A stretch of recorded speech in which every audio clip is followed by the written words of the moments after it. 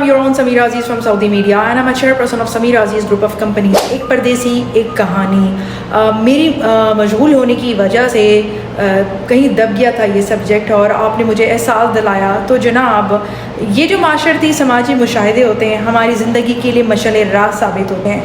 تو ایک کہانی، سچی کہانی میں آپ کے لیے لے کر آئی ہوں. کرداروں کے نام میں بدل دیتی ہوں اور یہاں پر صرف تجربہ اور واقعہ شیئر کرنا مقصود ہوتا ہے. تو سپوز کر لیں ایک ٹیچر تھی، ان کا نام تھا رفت، اور وہ مجھ سے اپنا یہ مدعا لے کر آئیں کہ میری ایک فرینڈ ہے جو کہ ایک اسکول کی پرنسپل ہیں، وہ ان کے اسکول میں میتھس کی ٹیچر بننا چاہتی تھیں. میتھس کی ٹیچر مسز رفت جو ہیں وہ تاجیر سسٹم کے تحت ایک اسکول میں کام کر رہی تھیں. تاجیر سسٹم یہ رہتا ہے کہ آپ اپنے ہسبینڈ ہی کی کفالت میں رہتے ہیں اور ایک رینٹ کے طور پر آپ ایک اسکول میں کام کرنے لگ جاتے ہیں. لیکن وہ جو اسکول تھا وہ مسز رفت کو اپنے اقامے پر لینے کے لیے راضی نہیں تھا. مسز رفت جو ہیں کسی ایسے اسکول میں جاب کرنے کی خواہاں تھیں جو ان کا اقامہ ٹرانسفر لے لے. وہ اپنے شوہر سے طلاق لینا چاہتی تھیں، تو آبویسلی طلاق کی صورت میں پھر وہ اپنے شوہر کے اقامے کے انڈر میں نہیں رہ سکتی تھیں. مسز رفت کے شوہر ایک ڈاکٹر تھے اور وہ ایک نرس سے شادی کرنے جا رہے تھے. دوسری شادی کو قبول نہ کرتے ہوئے اپنے پاؤں پر کھڑی مسز رفت، ان کا یہ خیال تھا کہ وہ سوتن برداشت نہیں کریں گی بلکہ طلاق لیں گی اور اپنی جاب پہ فوکس کرتے ہوئے وہ اپنی زندگی اپنی مرضی سے اکیلے گزاریں گی. تو رفت یہ چاہتی تھیں کہ میں اپنی سہیلی جو اسکول کی پرنسپل ہیں ان سے یہ کہوں کہ وہ رفت کو اپنے اسکول میں جاب دیں اور ان کا اقامہ ٹرانسفر بھی کریں. یہ تو خیر ایک عام سی بات ہے کہ اگر کسی عورت کا شوہر دوسری شادی کر لیتا ہے اور پھر وہ عورت اس کو اگر برداشت نہیں کرتی اور وہ طلاق لینا چاہتی ہے تو اسلام نے اس کو یہ حق دیا ہے. لیکن مسز رفت کی کہانی جو انہوں نے مجھے بتائی تو اس میں کچھ ایسی چیز پوشیدہ تھی کہ مجھے لگا کہ میں یہ چیز ضرور آپ سے شیئر کروں. میں نے جب مسز رفت سے ہمدردی کی تو انہوں نے مجھے یہ کہا کہ میں اسی لائق ہوں، میرے ساتھ یہی ہونا چاہیے تھا، یہ مکافات عمل ہے. یہ کہہ کر وہ پھوٹ پھوٹ کر رونے لگی اور انہوں نے مجھے یہ کہا کہ میں نے ظلم کیا ہے، اور وہ بھی کسی اور پر نہیں، اپنی ماں پر، جس کے نتیجے میں آج مجھے بھی وہی دن دیکھنا پڑ رہا ہے اور وہی حالات جھیلنے پڑ رہے ہیں. اس کے بعد انہوں نے مجھے جو کہانی بتائی وہ میں آپ سے شیئر کر رہی ہوں، اور مسز رفت ایسا چاہتی ہیں کہ میں ان کی کہانی شیئر کروں. مسز رفت کی عمر تھی 27 سال، ان کی شادی کے ہوئے تھے 6 سال، ماسٹرز تک انہوں نے تعلیم حاصل کی تھی اور وہ بہت چھوٹی سی عمر میں سعودی عربیہ آ گئی تھیں. رفت کے والد ایک کمپنی میں ملازم تھے اور اس کے بعد انہوں نے پاکستان جا کر ایک یتیم لڑکی سے شادی کی جو کہ انہی کے رشتہ دار تھی. اور اس کے بعد مسز رفت کے علاوہ ان کے 3 بھائی اور پیدا ہوئے. مسز رفت ایک اکلوتی بیٹی تھیں اور اپنے والد صاحب کی بہت زیادہ لاڈلی تھیں. جب وہ بڑی ہوئیں تو ان کی والدہ نے انہیں جب گھریلو کام کاج وغیرہ سکھانے شروع کیے تو مسز رفت کو یہ کام کاج کرنا پسند نہیں تھے. وہ اسٹوڈیوز تھیں، پڑھائی لکھائی کی شوقین تھیں، اور والد صاحب انہیں کچن میں جانے کی اجازت تو کیا ان کو ایک کام کو بھی ہاتھ نہیں لگانے دینا چاہتے تھے.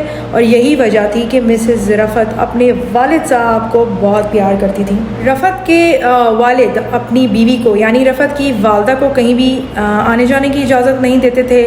خاندان میں جو لوگ یہاں جدہ میں مقیم تھے ان کو وہاں پر بھی آزادی سے اکیلے ملنے جلنے کی اجازت نہیں تھی. لیکن اس کے برعکس وہ رفت کو کھلی آزادی دیتے تھے اور اپنی بیٹی پہ بہت بھروسہ بھی کرتے تھے. رفت ایک بہت اچھی کردار کی مالک لڑکی بھی تھیں، لیکن جب وہ کوئی ناجائز بات کرتی تھیں، کچھ خریدنا ہے، کچھ شاپنگ کرنا ہے، گھر کا گھریلو کام کاج ہے، کچھ بھی ہے، ان کے والد صاحب کہتے تھے میری بیٹی پر کوئی زور زبردستی نہیں کرو. ساؤتھ ایشین خاندانوں میں ایسا ہوتا ہے کہ جب لڑکیاں بڑی ہوتی ہیں تو مائیں انہیں سسرال بھیجنے کے لیے تیاریاں کرتی ہیں، ان کو کام کاج سکھاتی ہیں تاکہ کوئی انہیں پھوہڑ اور بدسلیقہ نہ کہے اور ماں پر الزام نہ آئے کہ اس کی ماں نے اسے کچھ سکھایا نہیں. لیکن یہاں معاملہ یہ تھا کہ رفت کے والد صاحب اسے کچھ سیکھنے دینا چاہتے نہیں تھے. یہی وجہ تھی کہ جب رفت صاحبہ بڑی ہوئیں تو ماں سے وہ دور ہوتی چلی گئیں کیونکہ ماں سختی کرتی تھی، صبح اٹھاتی تھی، گھریلو کام کاج کی طرف راغب کرتی تھی. لیکن جو والد صاحب تھے وہ اس کے برعکس تھے اور وہ اپنی بیٹی کی حمایت کرتے تھے کہ بیٹی سے کچھ بھی کام کاج نہ لیا جائے. جب ماں کہتی تھی کہ اس کو سسرال بھیجنا ہے تو وہ اس چیز کو نظر انداز کر دیتے تھے. لیکن یہ چیز رفعت کو بڑی پسند تھی. اس طرح رفعت اپنے باپ کے مزید نزدیک ہو گئیں. ایگزامز کے دنوں میں رفعت کی سہیلیاں کمبائن اسٹڈی کے لیے آتی تھیں کیونکہ رفعت میتھس میں بہت تیز تھیں، اور انہی میں ایک لڑکی تھی جس کا نام ہم سپوز کر لیتے ہیں شازیہ. شازیہ اور رفعت کے والد میں بے تکلفی اس حد تک بڑھی کہ ان میں آپس میں مراسم قائم ہو گئے. رفعت کو یہ بات معلوم ہو گئی لیکن اس نے اپنے والد کی پردہ پوشی کی. رفعت کے والد اس کو کھلی آزادی دیتے تھے اور جس کے بدلے میں رفعت نے بھی اپنے والد کو کھلی آزادی دے دی. انہوں نے یہ نہیں سوچا کہ اس طرح وہ اپنی ماں کا گھر خراب کر رہی ہیں. جدہ میں 12 گریڈ تک پڑھنے کے بعد رفعت مزید تعلیم کے لیے پاکستان چلی گئیں اور جو اس کی سہیلی تھی جس کا نام میں نے آپ کو شازیہ بتایا ہے وہ وہیں پہ رہ گئی، اور اس کے والد صاحب کے ساتھ شازیہ کی نزدیکیاں اس قدر بڑھ گئیں کہ والد صاحب نے شازیہ سے شادی کر لی. رفعت کے والد کا جو سیلری لیول تھا اور جو سعودی قوانین کے مطابق بھی رفعت کے والد صرف ایک ہی بیوی کو اپنے انڈر میں اقامے میں لے سکتے تھے، تو چنانچہ انہوں نے شازیہ کو منتخب کیا اور رفعت کی والدہ کو بھی پاکستان بھیج دیا. پہلے انہوں نے یہ بہانہ کیا کہ رفعت وہاں پر اکیلی پڑھ رہی ہے تو آپ وہاں جا کے رہو اور رفعت کی دیکھ بھال کرو، وہ کالج جاتی ہے آپ اسے سپورٹ کرو. رفعت کے بھائی بھی اس ٹائم پر اسکول کے مراحل میں تھے اور وہ اسکول جاتے تھے. شازیہ نے آتے ہی ان بھائیوں کو بھی ڈسٹرب کرنا شروع کر دیا. وہ ان کے لیے نہ کھانا بنانا چاہتی تھی نہ کام کرنا چاہتی تھی. اس کے بعد اس نے ان بھائیوں کو بھی پاکستان بھیج دیا. شازیہ کے اپنے بھی 2 بچے رفعت کے والد سے پیدا ہوئے. شازیہ چاہتی تو یہ تھی کہ ان سب کے اقامے ختم کروا دے، لیکن شازیہ کے والد اس چیز کے لیے راضی نہیں تھے.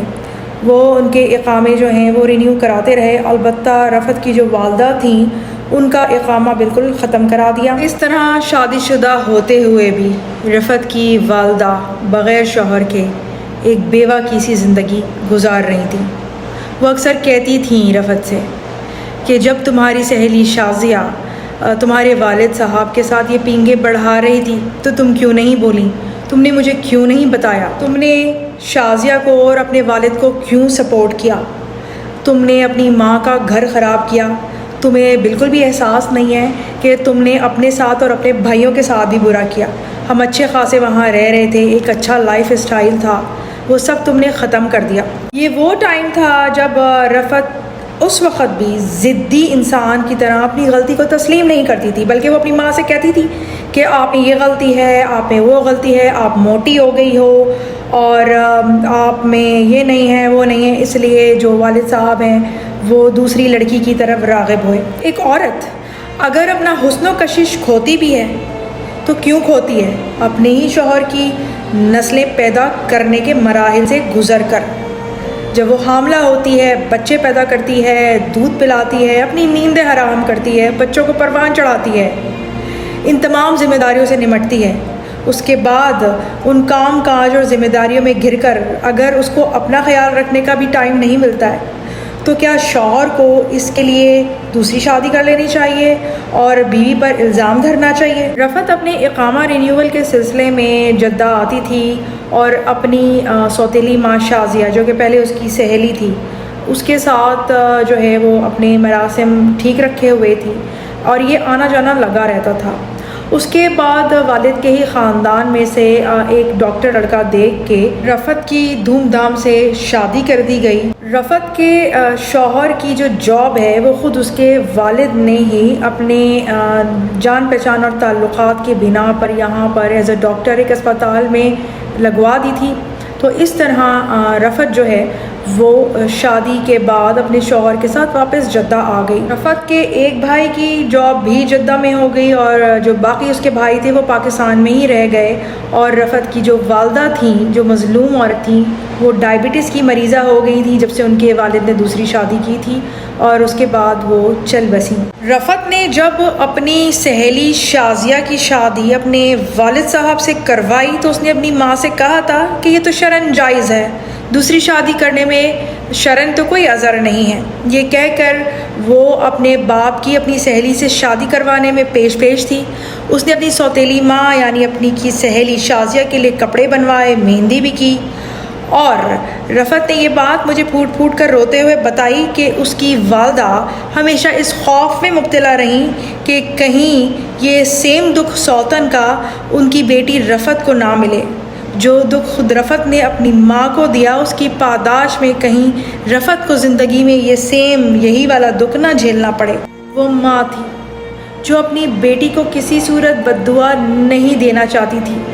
اس کے مرتے دم تک یہ خوف رہا کہ کہیں اس کی بیٹی مکافات عمل سے نہ گزرے۔ زندگی آگے بڑھی، رفعت کے 3 بچے ہوئے۔ رفعت کو گھریلو کام کاج کا شروع سے شوق نہیں تھا، نہ اس کی عادت تھی۔